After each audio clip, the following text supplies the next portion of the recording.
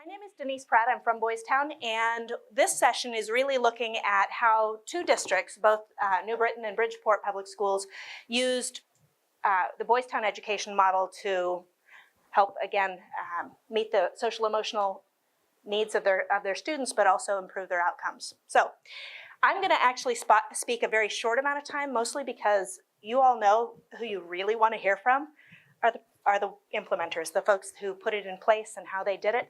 And so I want to make sure that we emphasize their time. First of all, just by a show of hands, how many of you are familiar with Boys Town? How many of you are familiar with what they do in schools? Show of hands. Yep, kind of the same. How many of you are practitioners of the Boys Town education model? Anybody? All right, well, that's probably why you're here. Interested, but want to know more. Okay, so first of all, we're going to talk just very briefly about who we are, what we do. We're actually one of the largest child care organizations in the country, which means we do a lot more than this, this one area. But we want to give you guys a little bit of an idea of who we are. We also want to talk about the approach that we recommend, or the approach that we found to be most appropriate in schools. And we'll talk about some typical results, but again, I want to really give you guys a chance to hear from the districts that implemented so they can share what they found. So we are a social skills-based program. I have some resources, and I've asked Amy's also from Boys Town, to share some of those. Some of them you may have come across before, some of them may be new to you, but again, they are just some resources so you can visualize. We talk about a social skills curriculum, meaning when we talk about things like following instructions, that's something that we would assume that kids come to school with, but we probably will get some frustration if we, because we actually find once they're there that we wouldn't call it mastery. They may have some exposure, but they really aren't at mastery when it comes to social skill development, sorry.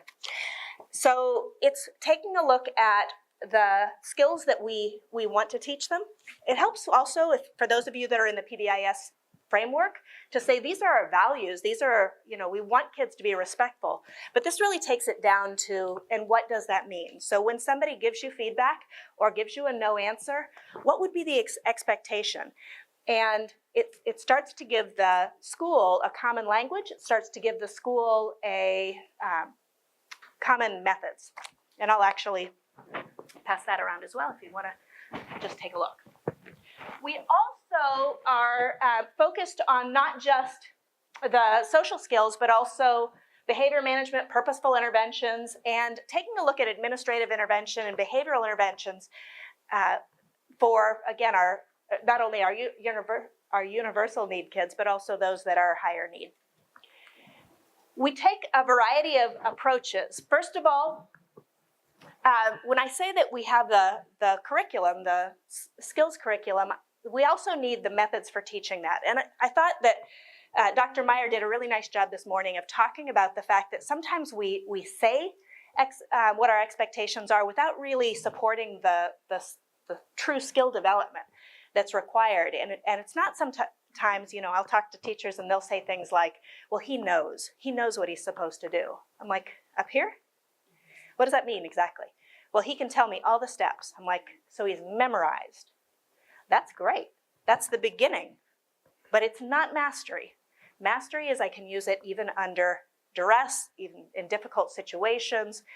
And when I'm extra tired, frustrated, maybe I don't have a strong relationship with the person that I'm talking to. We have found that a proactive administrative intervention or behavioral interventions works best. In other words, instead of taking that reactive approach, which again, Dr. Myers talked a little bit about this morning, that reactive approach that says there was a behavior and now there is an outcome for it, that kind of reactive or punitive and consequence-based system is less effective than a proactive approach that says, okay, we've noticed that there is a deficit, so how do we prepare this child not only in the neutral moments, but also how do we prepare If I have a child who ends up in a referral, we're going to not only reteach the skills that they need or help them problem solve, but also look at setting a goal that's a reasonable goal. Sometimes what happens is kids end up in referrals and we say things like, this is completely unacceptable, it's not okay that you do this, and then we expect them to never do it again. Is that a realistic goal? No, of course not.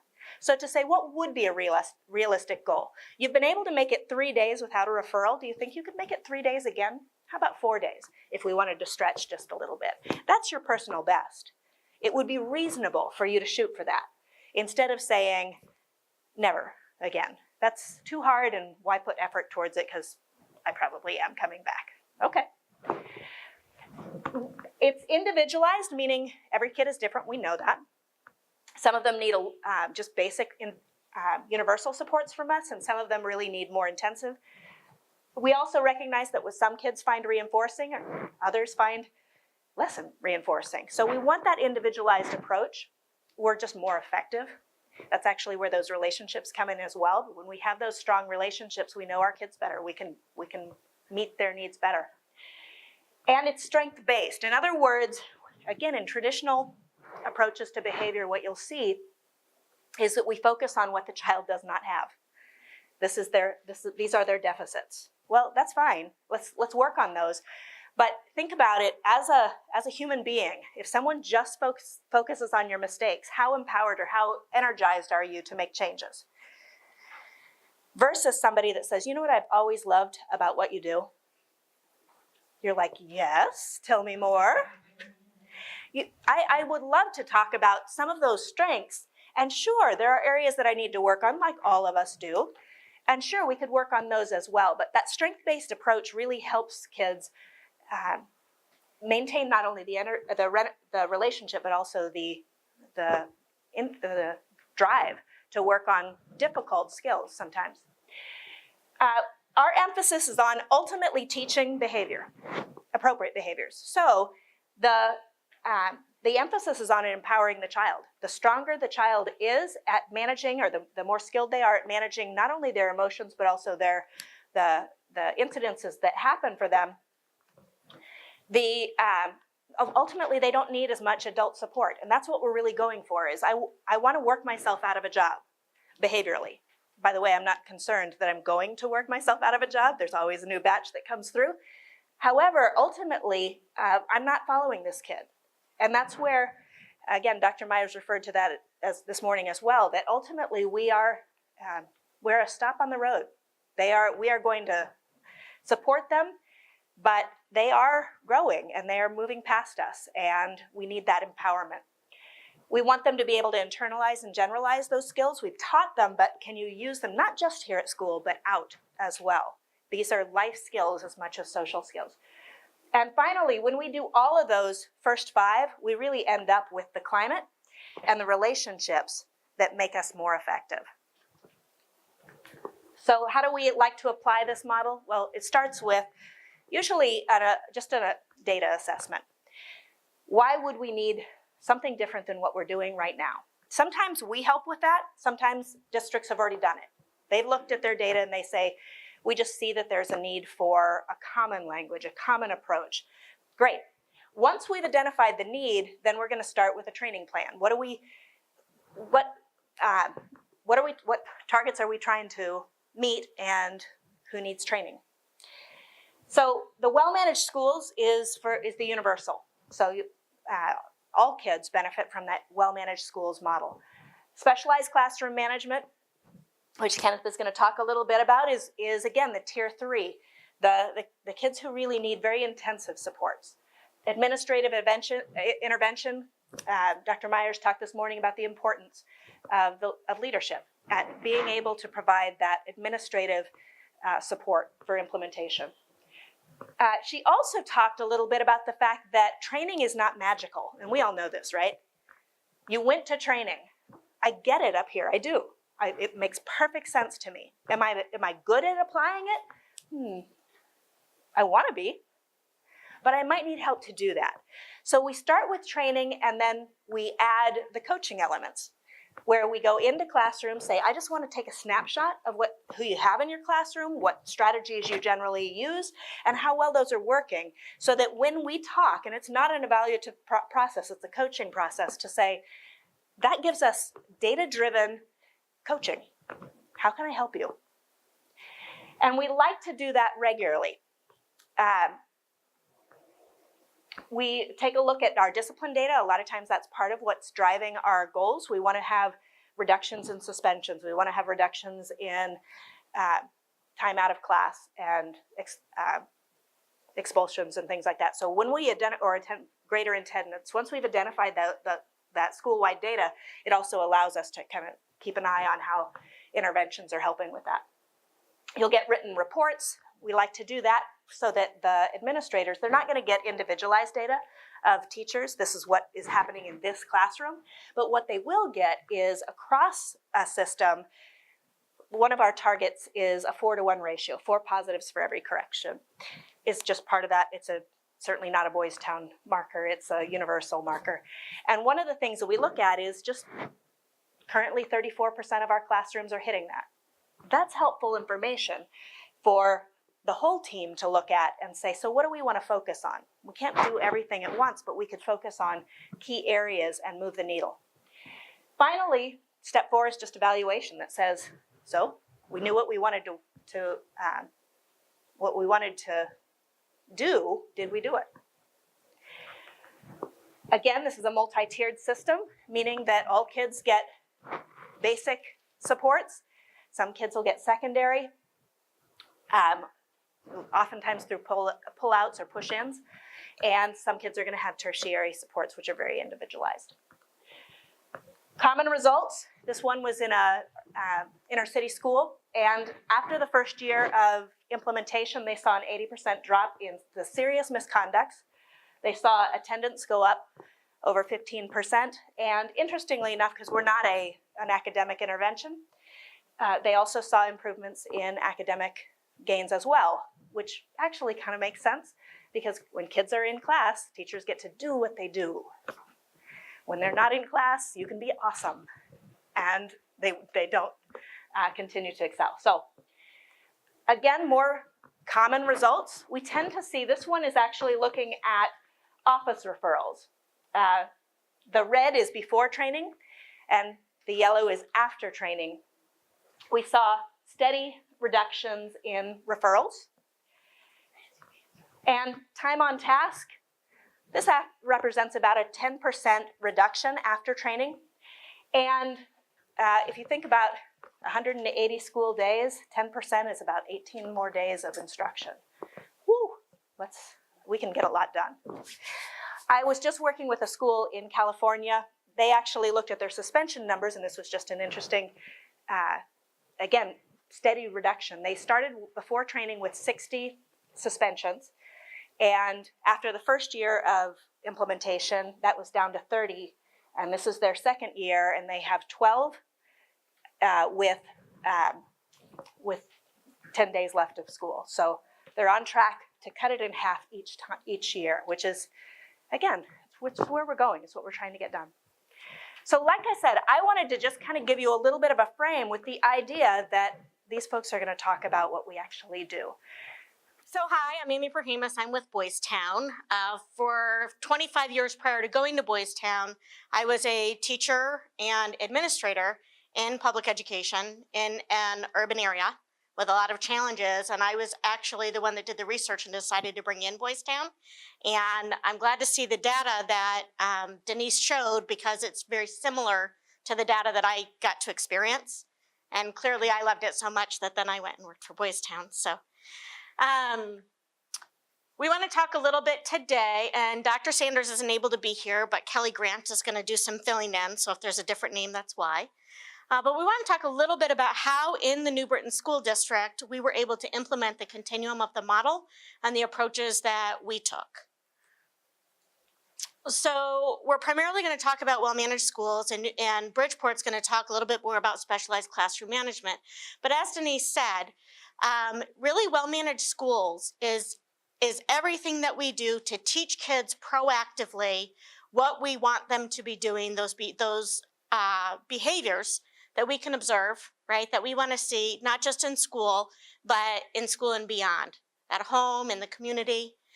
So in New Britain, we started with well-managed schools and the training, 2-day training, and then we started to build some capacity. So we also implemented the administrative intervention model, which is kind of a misnomer. It's more of a behavior intervention. Sometimes it's the administrator, sometimes it's the social worker, depending on who does it. But also built in a consultation workshop in developing authorized coaches within district that are trained on how to collect the data regarding implementation and how to support in a non-evaluative way, how to support those staff members so that training can continue and become more impactful for kids, and that our staff members can be more confident about what they're doing as well, right? Get some of those answers as well. We then went on to a training of trainers. So New Britain now has authorized trainers to train exactly what Denise and I train when we go around the country within the school district. Obviously, when we look at things like the Safe Schools, Healthy Students grant or any other source of funding, we have to look at how do we decrease funding over time, right, and sustain something, as opposed to this model that we're going to bring in, but oops, funding went away, so it goes away. So really one of the things Denise talked about is that if you set up your capacity building ahead of time, which is what New Britain did, and it's what Bridgeport will also talk to you about, is you have your in-district trainers, you have your in-district support team, and so that can expand over time and become more impactful for students over time. And then we have also branched into specialized classroom management for students that are in self-contained environments due to severe behavior. Most are special needs. I think they're all special needs. Some have an IEP, some don't, right? And we have also done administrative intervention or providing ongoing support. Our next step is to go the consultation and training of trainer models with SCM. So essentially, what New Britain did is in 14-15, really got the grant. Started with 5 schools at a time, bringing in the well-managed schools training. In 15-16, and 16-17, they completed, right, did the next 5 elementary schools, or next 5 schools at that time. And we did some pre-work and consulting in our specialized programming. 17-18 is when we really focused on capacity building in the regular school setting, as well as formalized training for the specialized programs. And in the upcoming year, we already have our strategic plan to include some additional capacity building and actually starting to fade off those elementary schools from the outside support from the organization. So it's really, if you look at a long-range 3 to 5 year strategic plan, it is built in so that, yes, we are always here to help and support, but you should be able to, our idea is make it your own, right? Embrace best practice for kids. Don't do it because Boys Town said, but do it because it's best practice for kids, right? So, North End Elementary School is actually a school that we like to highlight in New Britain. Some results that we have seen as Boys Town consultants going into the district, as just a regular education school, their data was incredible, their outcome data. Increased time on task, decreased referrals, decreased suspensions, really an improvement in classroom and school-wide culture and climate. And so we started looking at, from a Boys Town perspective, why are we seeing what we're seeing in North End? And what we started seeing in North End was, it was really a leadership approach, and how that administration and leadership team was able to get that buy-in, do the training, and add in some supplementary things where you can see, yes, we're gonna highlight a kid, but behind that is, what are the expectations in that classroom? Yes, we're going to talk about some skills, but what are we doing to help our students really attain those skills and be able to carry them out throughout the day? And Kelly Grant, the Director of Pupil Services for New Britain, is going to talk a little bit more about North End. So again, I've been on the inside. These are the ladies that come to our school and give us a lot of the a great training, but I've been the one in the background rooting for more, more, more. So North End was one of our poorest schools, and even in my short tenure there in 3 years, I've seen a great turnaround in the building. Less and less calls come to my office from an administration in that school. I do want to talk a little bit about administration because clearly the person that was at the lead in that school, who is now in our central office, it made a huge difference in the school. And so she could not be here today because she's in the district doing all those wonderful things. But again, she really made it a point.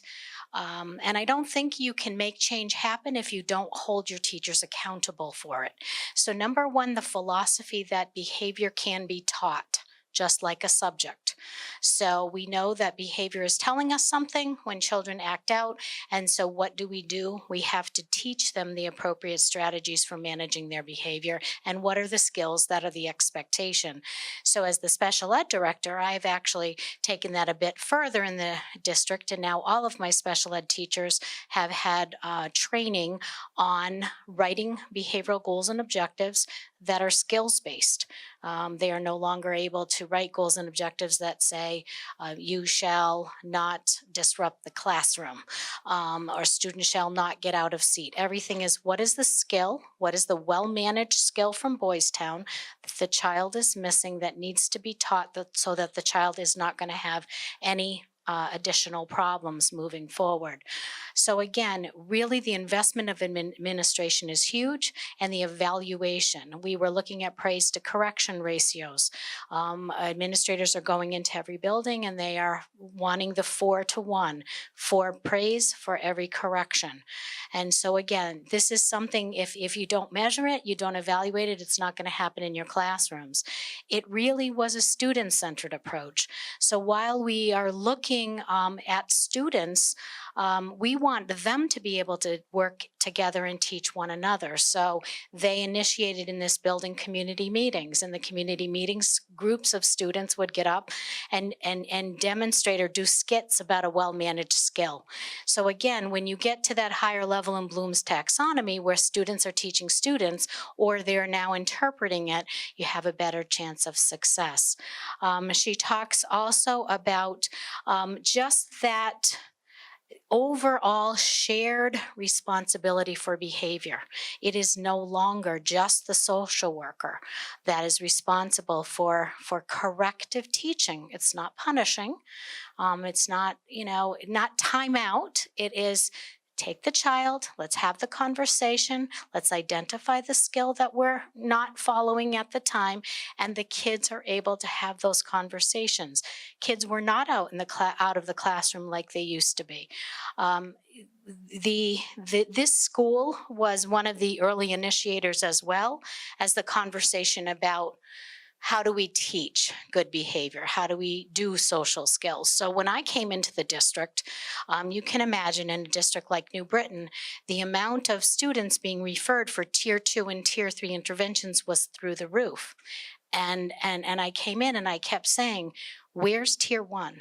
Where is Tier 1? We cannot teach. It wouldn't make sense to take a kid who has never learned how to read and put them in a Wilson program if they've never had any of the basics. So we went all the way back. By then, Well Managed had already been in the district for a year.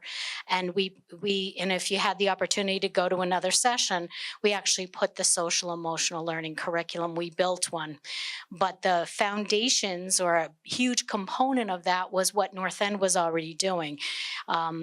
RJ is one of a character who's in one of the books that Boys Town puts out, and every one of those stories teaches one of the skills. So we utilize those, and North End was already doing that. Again, they realized they needed to teach those social skills. So now New Britain does have a K to 3, and they're working on 4 and 5 right now, social emotional learning curriculum. We took the standards. There are standards by the state, and we took that. We took CASEL, we took the well-managed, and we kind of blended them all in so that we also do a universal screener to kind of highlight where our students are and who might need intervention, but we have a point to begin from. And so this was a lot of the work that they did at North End. I don't know if you want to go to the next slide. Okay, no, the instructional leadership slide. Yeah, so in terms of instructional leadership, again, you know, I sit in central office, and Nicole Sanders, who was going to present today, is really the person that oversees a lot of the administrators. The good work that was done at North End, we continue to build upon. So well-managed has been around now for a little while. Some of the buildings are falling off a little bit. I will tell you that the special ed department has really picked up and taken off with this. Amy talked a little bit about specialized classroom management. So this past year, Amy and her team came in and trained all of our teachers that are in the self-contained behavioral programs, and we have a couple in the elementary level, a couple at middle school, and we have 2 separate buildings where they house behavioral programs. And one of our little schools, New Britain Transition Center, has been doing this work religiously and dedicated for 2 years now. And the results, they are our most restrictive setting for our kids who really the next step from there is an out-of-district placement. And the amazing things that they are doing there, it's just tremendous. I came on board, I said, no, we got to get the seclusions down, restraints down, suspensions down, expulsions down. And there have been pockets where we have implemented this well, where we are doing all of those things. It does take everybody really staying with it and doing it. We brought Boys Town in, they did the training, everybody speaks the same language, and that little school, we call it the little school that's making a big difference, is actually going to be presenting in Las Vegas this coming October, is it, Amy? October. So again, you know, it is a partnership, and did you want to talk to this slide? I was just getting here about the work that you're doing with administrators. This is Nicole Sanders. Sorry, I am late. So my current position, I'm the Assistant Chief Talent Officer, and this is my first year in the position. Prior to that, I was a elementary school principal for North End Elementary, and bridging the gap in terms of social emotional learning. So I'll just give you a quick background of the demographics of North End. It was centrally located in one of the worst areas in New Britain. High transiency, climate and culture when I inherited the school was at an all-time low, I will say.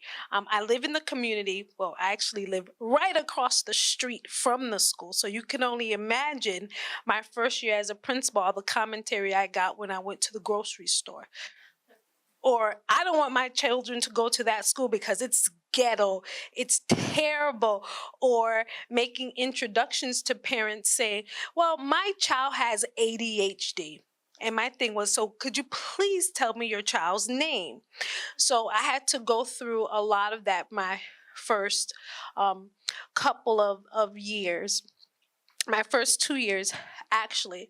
So one of the things that we did when Boys Town came in, we had a set of social skills cards, and I don't know if they're available here. And from a leadership's perspective, one of the things that the district mandated was for these posters to be put up around in the schools. And as an administrator, I had a very difficult time understanding what this meant when you're walking up to a 5-year-old saying, look at the person and say, okay. It wasn't registering. And then for me, it was like, You want me to say okay, I'll say okay, but I don't understand why I'm saying okay to you. So I had to retool these social skills for my home, which was my school, and understanding very transient population located centrally in one of the worst areas of the city, the lowest performing on top of that. And so what I did is I reached out and I said, this isn't working for me. So my staff invested in my friend RJ. And I read all these books because I'm like, my kids are not going to relate to this character. So I spent a couple days reading them all, and RJ became my friend. We had a life-size poster of RJ posted in the hallway, and the kids started to relate to RJ, even my 5th graders, because RJ is a character who was relatable. An example, one of the books, RJ went to the grocery store and his grandma. And his grandma was an older lady and she had her little freckles. And he said to her, "You have a 101 Dalmatians." That is what a kid would say. And his mom had to teach him about using a social filter. So imagine what my staff did is we took that text from kindergarten to 5th grade and we designed activities. And even though there are activities that match, we designed activities to relate to what a social filter was for a kindergartner, 1st grader, all the way to a 5th grader. So that was year number 1. Our chronic absenteeism. No, actually that was year number 2 because year number 1 wasn't so good. Then year number 2, we had to retool. Our absenteeism went down, and most importantly, our academics started to go up. So then as a school, we had, and I apologize that I don't have all of my resources for you.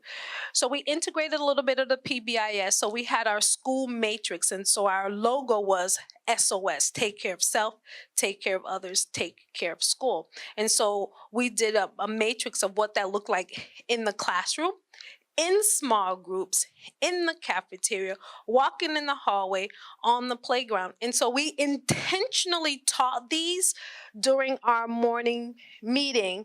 And if you'll notice right here, that young lady right there, her name is Victoria. She's currently in 3rd grade, and she's actually leading morning meeting with a morning meeting message. So 5 years in, it's no longer about the teacher. It's about the kids leading and guiding based on a morning message that's interwoven with a social skill. So no longer are we asking the kids to look at each other, but they're actually presenting what the social skill looks like in the school. And so once we had it school-wide, our SOS with our posters around the school, then we had our individual posters in the classrooms. Then our teachers collectively, we created our own behavior matrix. What is a major and what is a minor behavior? What does it look like? And what does it sound like in terms of what the kids are doing? And then what is our adult response? Now that was year number 1.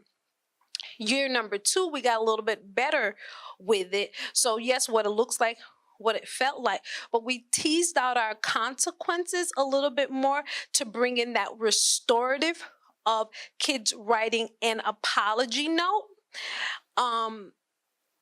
Teachers engaging in more school-wide trauma-informed instructional practices. So I had a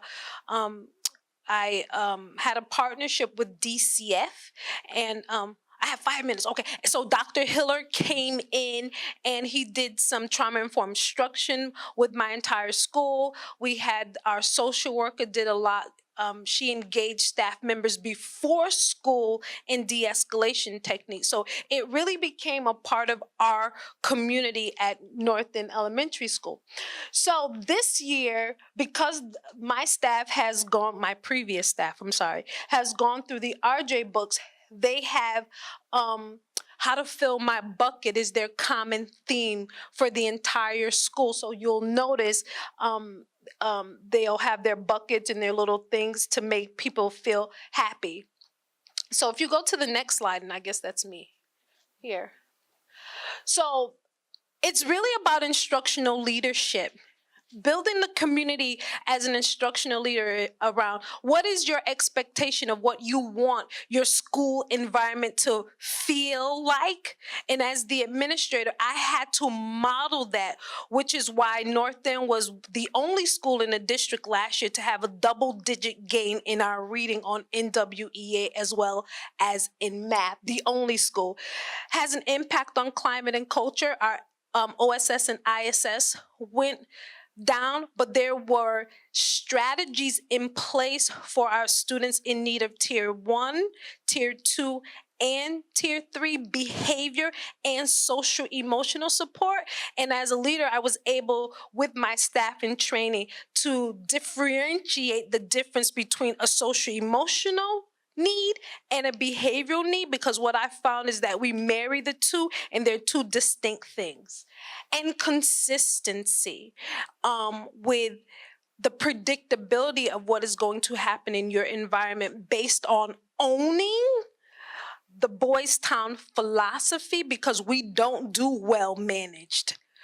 We are, it's a part of our learning community as a leader. So for me, with sharing, it's really in phases of what you want year 1, year 2, year 3, and so on and so forth. But it's also about involving your staff in the process and thinking outside of the box of what do we do with these kids who are not responding. It's a community thing.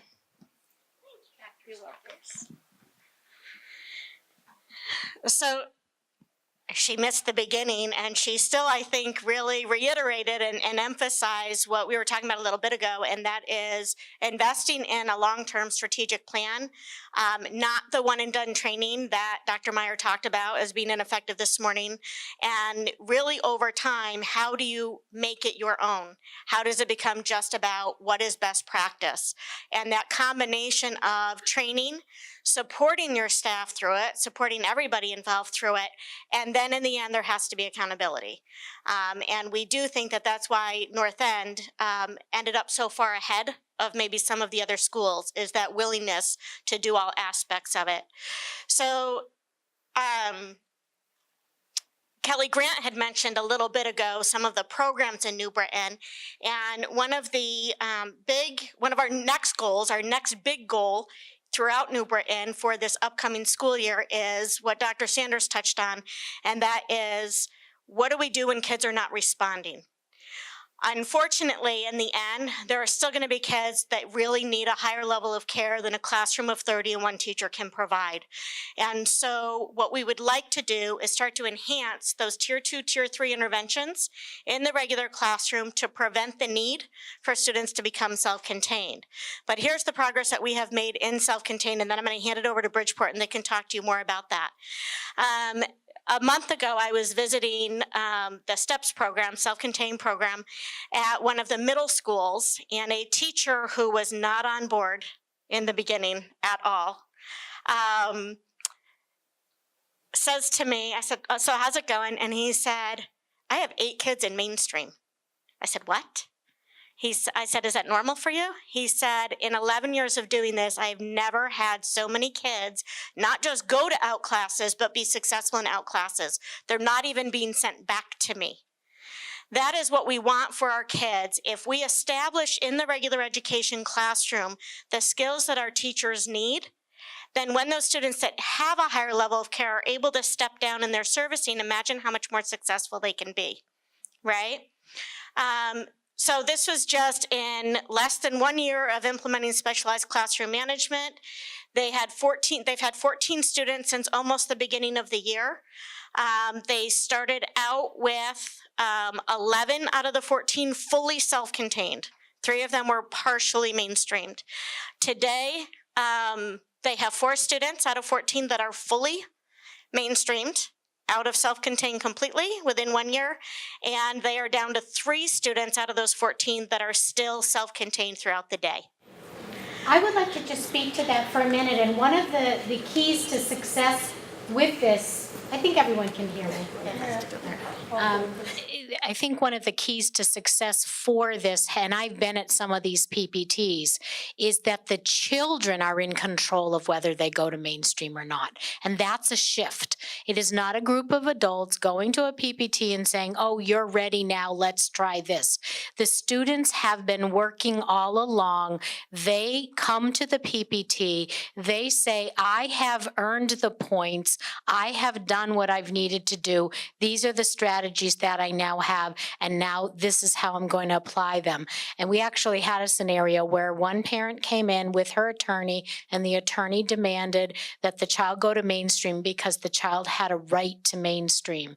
And we said, no, this is least restrictive, and it will mean so much more when the child earns that way out. And I will tell you that a couple of months later, that parent hugged me and cried, and she said, thank you for holding off, because my child now feels that he earned this, he deserves this, and he's in control of himself. It's not about adults making decisions for him. Thank you. So another piece of data that we look at typically when we're talking about a high needs population is this comes from the New Britain Transition Center.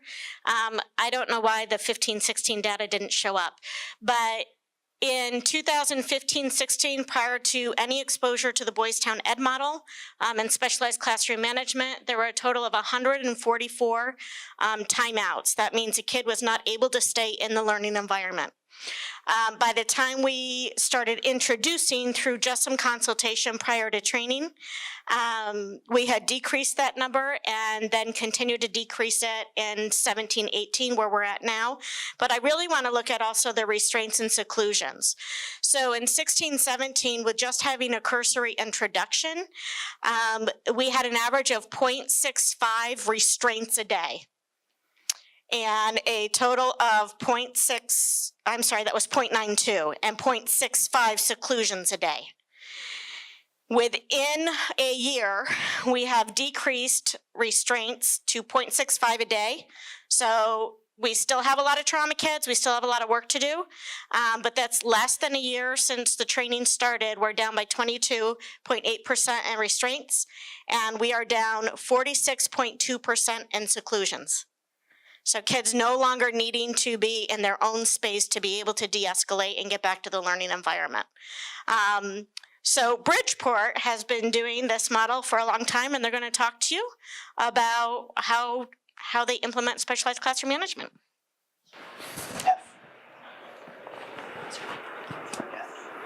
Good afternoon, everyone. Carry me on this one. I'm just going to get to my slides here. Okay, my name is Kenneth Gradowski. I'm a teacher at Bridgeport Public Schools. Bridgeport is 23,000 students, 1,700 staff, and we have a school base of 32 plus schools for elementary, middle, and high school. This is one of my awesome colleagues, Jackie. Hi, I'm Jackie Roscoe. Hello, everyone. Could you hear me? Okay. Hi, everyone. I'm Jackie Roscoe. I'm a social worker in Bridgeport Public Schools. I also was a part of the Boys Town training in Bridgeport. Again, it was something that I really enjoyed. I've been a social worker in the district for 12 years.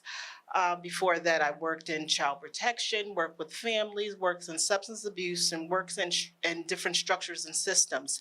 And when I heard about Boys Town, I was really excited. Again, as another piece of structure when you're working with people, and if people kind of know what to expect, and then they're more apt to buy into it, and especially when it comes to behavior for children. So I was just really excited to be a part of it. So I teach special education. I'm a self-contained teacher. I've been in the district for 4 years. I did 10 years in medically fragile prior. Most of my students are in a self-contained classroom, but we do work on the reverse cycle of transitioning them back to resource and gen ed for those that are appropriate at that moment.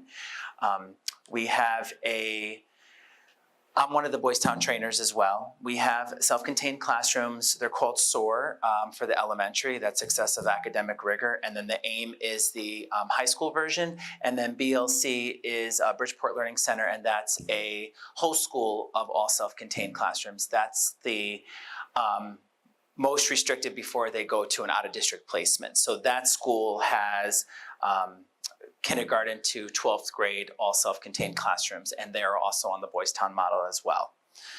So since I'm one of the trainers, we trained teachers, paraprofessionals, support staff, and administrators, school psychologists, social workers, anybody that is involved in the interdisciplinary team for the students that are dealing with the Boys Town model of specialized classroom management.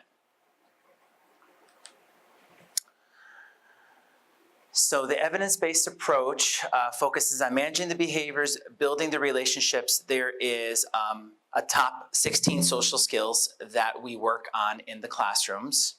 The top 3 targets that are the highestly worked on, I feel like they are worked on throughout the school year, are following instructions, accept a no for an answer, and getting the teacher's attention. Those are like those 3 target skills that always seem to be working on an everyday basis, along with their customized target skills in regards to accepting positive criticism and using appropriate manners. So the training was a 40-hour evidence-based, research-based system for all the self-contained settings for our staff members at Bridgeport Public Schools. We received the Safe Schools Healthy Students grant several years ago. I think it was 14, 15, Jackie, that we got it. It was a $2.1 million grant that Nikita Carroll Hall, our project manager from Bridgeport Public Schools, received the grant, and that was what gave us all the supports to implement the Boys Town system and then have the trainer of trainer concept. And we are going to go into our 3rd year of Jackie's a trainer, I'm a trainer, and we have 3 others that are going to be doing our 3rd round of training and also going through recertification to extend our training abilities for the next set of years. The support for the model and supporting the staff. So we train, like I said, all the special education teachers, the social workers, paraprofessionals. It's a 5-day training Monday through Friday from about 8 to 3. And so that gives you all the preliminary skills and strategies to have the specialized classroom management training for the self-contained classrooms and the highly embedded social skills intervention systems that Boys Town is so excellent with. Also, all the self-contained classrooms, all the admins that have the self-contained classrooms within their school were trained for a 2-day admin training. And that's a 2-day, and that's a condensed 2-day training that all the admins get to see a snapshot and a more developed way of how Boys Town works. And then we also have the fidelity monitoring visits. Jackie is also a fidelity. She does the quarterly visits, and she just does kind of like an audit of the accounting system and all of our point balances, and just making sure that we're held accountable for our balancing and point management. We have weekly support visits, we have intensive coaching opportunities, and we also have networking groups that we did on a quarterly basis. I think Jackie almost do them almost on a monthly basis on sometimes. And those were good because we were all together. There was all the self-contained classrooms. We all met together, and we were able to strategize and share and relate our concerns and our questions and anything that was coming up. And you would see like a lot of similarities within the classroom. So it was a great networking, and we were able to really strategize on some great, decision skills.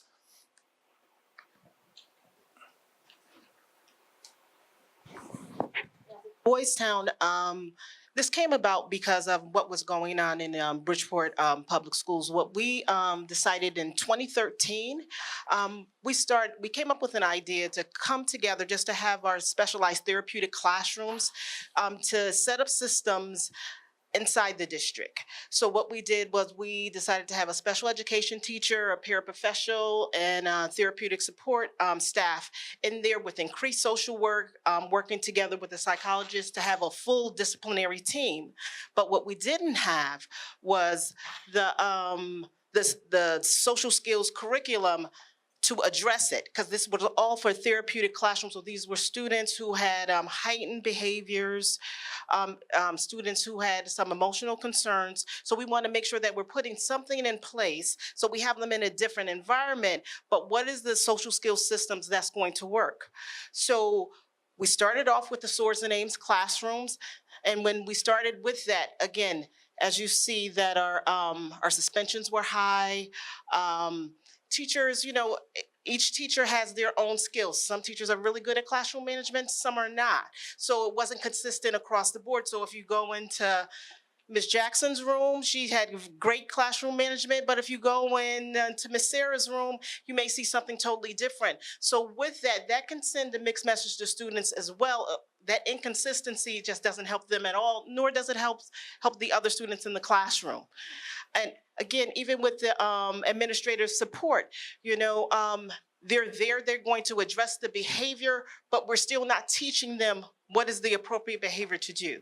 So it's really important that we really needed the Boys Town when it came in. They came in and they trained, we trained probably about, we trained 73, it's right, it's in my face.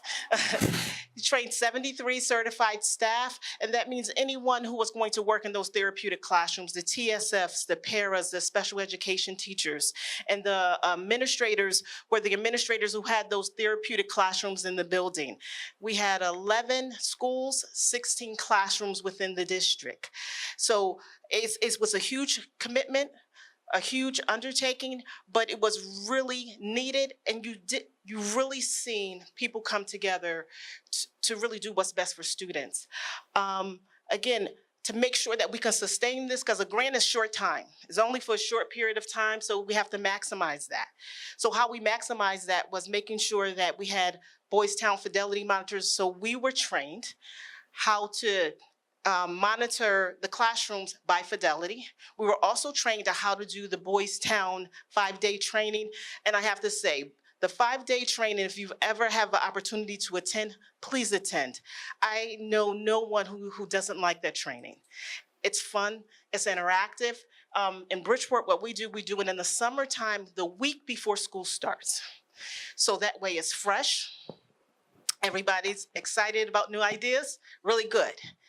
So the next part of that is, once they get to school, everything that you've learned for the whole week, you're really excited. But once the kids come, it looks a little different. So it's like, okay, what do we do now? Oh, I was really excited last week. I'm not sure what happened last week. So it happens a lot. So the great part about what Bridgeport did with the Boys Town model is I used to go into the classroom, I had the weekly visits. I would go into those classrooms. How are you doing? How are you adjusting? Well, what part of the model are you having a hard time with? So the first week, it was always about the physical environment, making sure the physical environment, that the posters was up. And I have a set of the posters here that I want you to get a chance to look at. Making sure that the posters was up, the procedures were up, make sure that they were like praising the students and using the corrective strategies. Again, there's so many steps in the model, but in the beginning, I want you to know the basis of it. So what I used to go in there, because sometimes you go into the classroom and it isn't always just about doing the model. I had Johnny who had a meltdown, and then I had a fight over here. So it could be a lot of things going on. And sometimes you'll have a hard time getting out of your normal environment and getting back to the Boys Town model. I was there to go in there, to talk them through. I understand everything that you're going through. What is the one thing that we can do? What is the, well, then the next thing, this is the next thing that we can do. Let's make sure that we're addressing it one by one. And again, most of the time we'll get a training, it's a one-shot deal. What made this really effective, I feel, is because there was a support to the model. Again, in 2015, we had 62% of the teachers were trained, 38% were not. Again, I want to remind you, we had the training in the summer. There isn't a mandate in the summer. So these were 62% of staff who said that they would give up their last week before vacation to be trained. And I think that's admirable. But it made sure that when they went back into the class, everybody had a different outlook. They had skills, they had resources.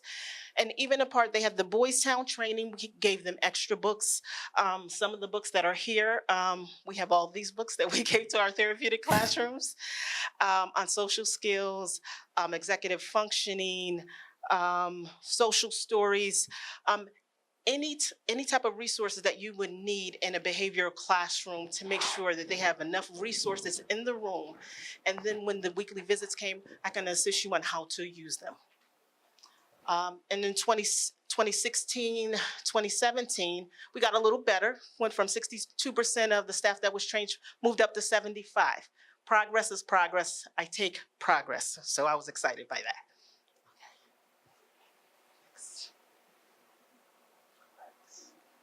And this is the students who benefit from the Boys Town train model.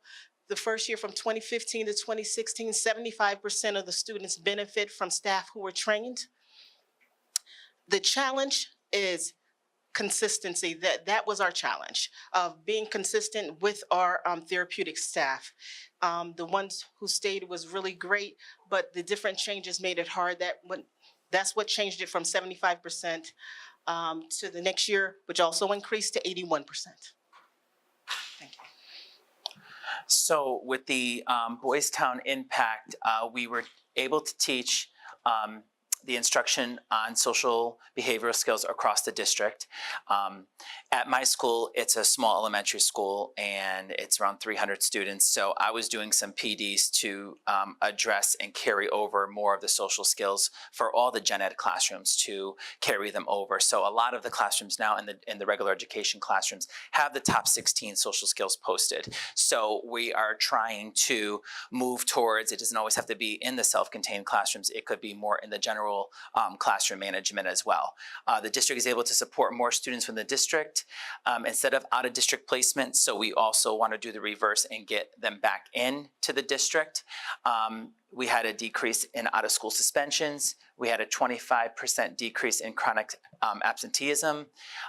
The improvement in the overall school climate of schools that house a specialized program, because before Boys Town, you know, we didn't have that social skill piece. We didn't have those you know, that carry over of the point system where all the self-contained teachers are using. And it's all across the board now. It's all seamless. It's all you know, unified as one now, and we're all on the same system.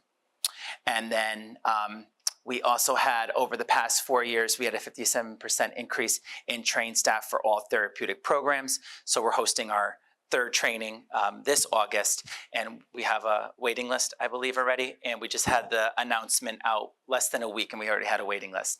So we're excited to host it again, and we're going to get recertified again to get the next set of years for certification. This is a testimonial from one of our special ed paras. Now she's a TSF, and TSF is a therapeutic support facilitator. So she deals with a lot of the behaviors in the self-contained classroom. And just want to play this quick video of, this is on the Friday after her 5-day training, of how she felt the training went. And I had it in a, I have to go to the cone here for some reason. Hi, my name is Aaronberger, and I just completed the Boys Town initial 5-day workshop here in Bridgeport, Connecticut.